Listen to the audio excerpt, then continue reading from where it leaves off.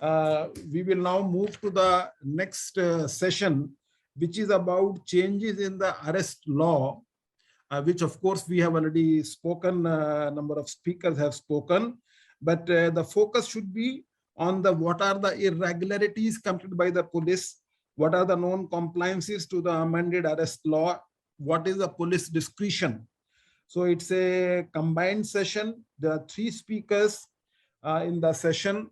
Although original time allotment is 15 minutes, but we are running half an hour late. So I would request each speaker, if you can cut short by 2 to 3 minutes, that would help us. And if they can conclude in 12 minutes. Now, the first speaker I would invite is Shri Muhammad Barkat Ali Khan Sahab. Now, he is a public prosecutor at the District Court, Vishakhapatnam. Earlier, he has served as a metropolitan magistrate at the Hyderabad.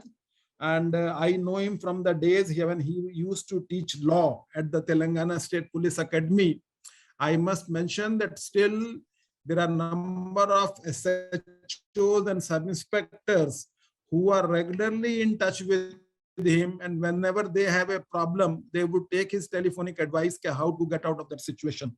So, Shri Barkat Ali ji, Sir, you may please start. You may please start. Thank you. Thank you so much, sir. As good morning, one and all.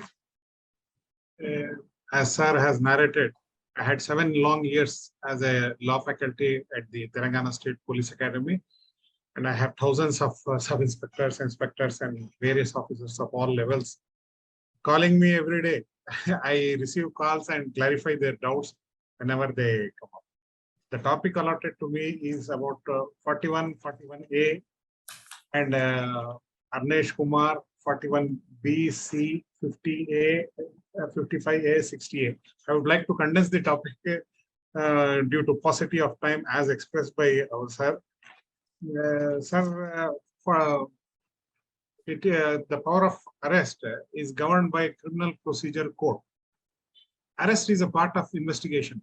As the words of the Supreme Court go, it is a part of the investigation where it starts with registration of FIR and all steps taken by the investigating officer, collection of evidence, proceeding to the spot, arrest of the accused, and collection of physical evidence and other evidence, and finally laying a charge sheet. It all is covered under investigation by the police.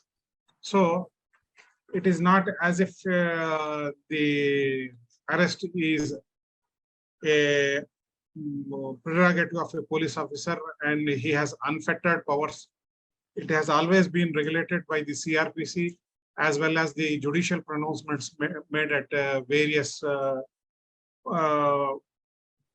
points of various occasions. The Supreme Court and other high courts have come down. So the main lacuna I find in the police officers is interpretations of Section 41A.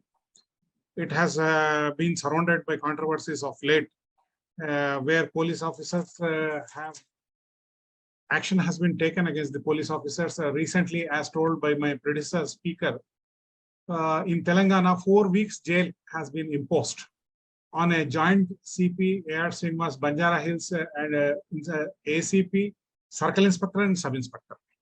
So 4 weeks imprisonment for contempt of court for not following Arnesh Kumar guidelines. Similarly, I have come across my own student who was convicted for 15 days imprisonment. Later on, he felt sorry for it and started ringing me up as to how to get out of this situation. I asked him to submit an unconditional apology to the court and come out of this situation. But unfortunate for him that 15 days imprisonment was confirmed even by the Supreme Court. It is a time to learn that there is a thin line of demarcation between a power to arrest and danger looming large. It's time to know the procedures. Interpretation is very much important. Section 41A, literal interpretation doesn't give you a complete picture.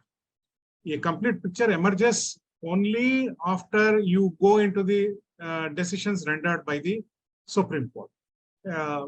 So who can be arrested? To whom a 41A notice who can be arrested is listed out. Various circumstances or various situations under which a person can be arrested is listed out under section 41 of CRPC. Now, the crux of the issue is 41A when it is to be issued. So you have two situations. One is section 41 where the police officer intends to arrest the accused or any person. 41A when you have made up your mind not to arrest. So you have a discretion. Recently, I have come across many situations where the magistrate is refusing to remand the accused. Remands are being refused and returned back. Then the police call me immediately, sir, how can we get over the situation? Remand has been refused by the, that you have not followed Arnesh, Kumar and all that. So the moment the remand is refused, you are bound to enlarge the accused immediately from your custody. Otherwise, it would amount to a wrongful confinement. I have advised them. And 41A can be issued not only to a accuser.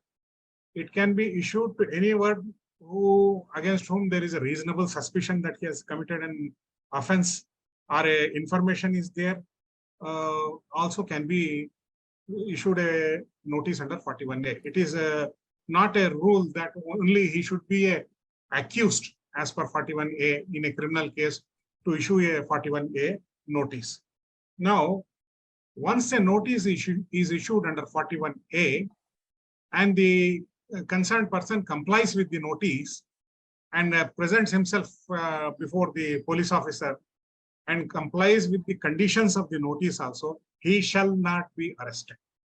Make it a point that he shall. Only for reasons to be recorded, he can be arrested is mentioned in 41A. But once a notice under 41A is issued, you are not supposed to arrest the accused unilaterally now. If he does not comply with the conditions of notice or he doesn't follow the conditions, then you should seek the permission of the magistrate. Recent judgment of the Justice Lalita Kumari has given the judgment in Telangana that once you issue a 41A notice, you shall not arrest unless you seek the permission of the concerned magistrate. So, if you want, it is not as if Arnesh Kumar gives a blanket prohibition for arrest, imposes a blanket prohibition for arrest. It gives out situations wherein you can arrest even though the offense is punishable up to 7 years or less than 7 years. You are entitled to it. There is a checklist provided under section 41 where the offense is punishable for less than 7 years. Yeah, there are certain situations. A checklist is to be enclosed when you remand the accused to the magistrate. You justify your arrest. Why you want to arrest even though the offense is punishable for 7 years or less than 7 years? Why do you want to arrest? You should mention it elaborately in the remand report. Explain it so that the magistrate remanding the accused is satisfied that though the offense is punishable for 7 years or less than 7 years, the concerned investigating officer has exercised his discretion under section 41 and he chose to arrest the accused rather than issuing a notice under 41A. Now, no lip service. Generally, they say, is he dangerous? Yes. Will he repeat the offense? Yes. Produce some material in the remand report. If he has previous crime numbers, crime number so-and-so, crime number so-and-so, crime number, he has a tendency and propensity to repeat the offense. So mention the crime numbers. That will justify your arrest. Rather than a lip service, you place material before the court to justify your arrest. You will not land in a trouble of violating the Arnesh Kumar rules. Now, again, you say he will not be available for trial. There must be past instances where he has jumped bail on many occasions. So when he has jumped bail on, it shows a tendency that he has scant respect for the process of law. He will not be available for trial even in the present case. So mention the occasions, earlier occasions, his antecedents where he has jumped bail and has been eluding the law enforcing agency. So this would place a material before the court to come to a conclusion whether to accept the arrest or the arrest is justified or not. A checklist is given in terms of 41 to 41B2, where the checklist has to be filled up by the police officer effecting the arrest, even though the offense is punishable for 7 years or less than 7 years. Now, it is not only incumbent upon the police officer, but also the magistrate to see that mechanical arrest is not made, and further, he should scrutinize the arrest, and mechanically the magistrate also cannot remand the accused if the checklist is not satisfied. So, I have seen remands being refused. Barkat Ali Saab. Yes, sir. 2 minutes or bus. Please close in 2 minutes more. Yes, yes, sir. So, winding up, notice 2 weeks prior notice. Arnesh Kumar contemplates 2 weeks prior notice to the court that he is not arresting, and also to the accused. Accused is would not be under a mental trauma that he is left in a dilemma whether he will be arrested or not. A notice will give him a sufficient confidence that he is not going to be arrested. So 41A must be followed in letter and spirit. Arrest is casts a big stigma on the accused person who is arrested, and his social reputation goes down in the society. So the procedures may be followed. The sub-inspector sometimes ask, before winding up, sir, my students ask, how can I get over this Arnesh Kumar? Is the question put to me, my students, innocently they put questions to me. How can the complaint be manipulated so that some higher provisions of law can be attracted, penal provisions, so that we can send him inside or something. There should be a change in the attitude of the police. There should be sensitization of the lower rung police officers, orientation classes to be held, and there should be a change of attitude, sir. They ask what masala can be put in to get him out of the Arnesh Kumar ambit is the question put by the police officers. This is a sorry state of affairs. There should be they are not inclined to enforce Arnesh Kumar, rather than they are searching for loopholes to come out of the net of Arnesh Kumar. This is the sum and substance, sir. The lower rung, especially the sub-inspectors who lack sufficient knowledge, need to be sensitized about this aspect, sir. So, in all, Arnesh Kumar, they have faced consequences. They have faced jail term. The warning bells are already on. It's time that a orientation class is held for all the lower rung police officers, and a change of attitude is incorporated in their minds towards respecting law, and see to it that the rule of law prevails in the country. Thank you so much, sir. Thank you so much. Thank you, Shri Barkat Ali ji.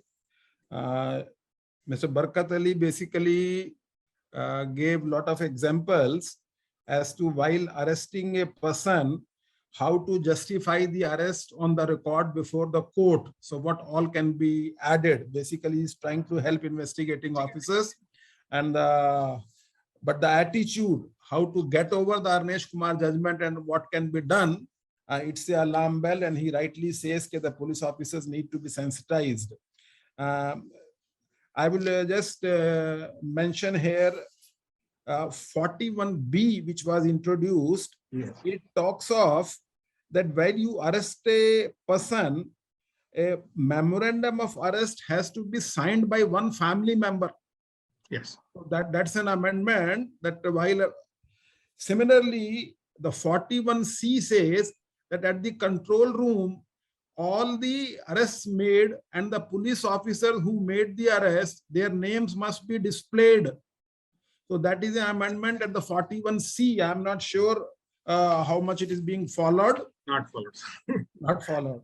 And then the 41D says that during the interrogation, an accused has a right to contact his lawyer. He may not be present throughout the interrogation, but he can definitely come and he can meet the lawyer. Yes. And similarly, as per 50A, there is an obligation for a police officer to inform one person at least that so and so has been arrested. So that again information has to be sent. These were the changes recently made.